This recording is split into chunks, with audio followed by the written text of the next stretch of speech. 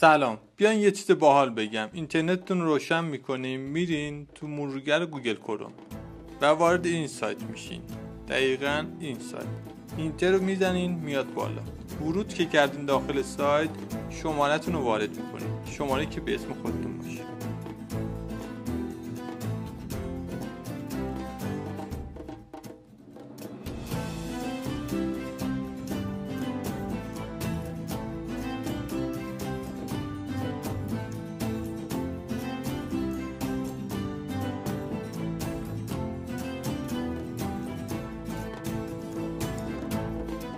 و ادامه یه SMS میاد بهتون، اونو وارد میکنید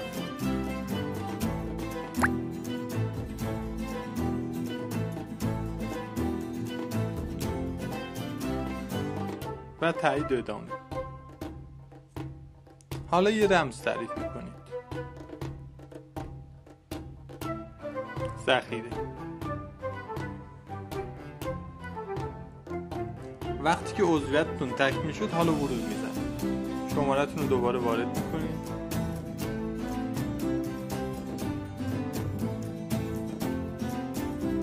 رمز امنیتی هم همینطور.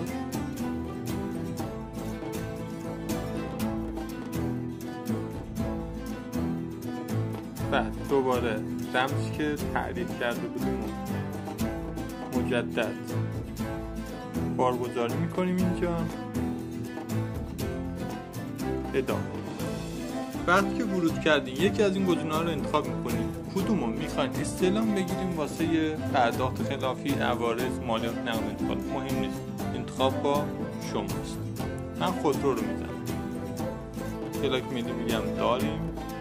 حالا پلاک خودرو رو وارد میکنید.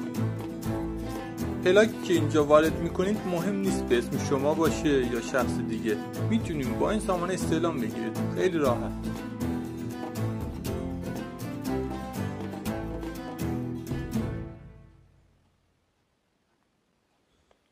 و در نهایت ادامه.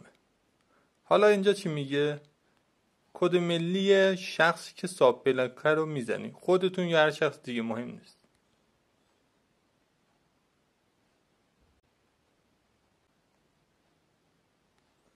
بعد تاریخ تولدشون رو وارد میکنید. این ادامه رو میزنید. استعلام صورت. وقتی که استعلام انجام شد، نشون میده وضعیت خود رو چجوریه. جریمه دارین این بالا.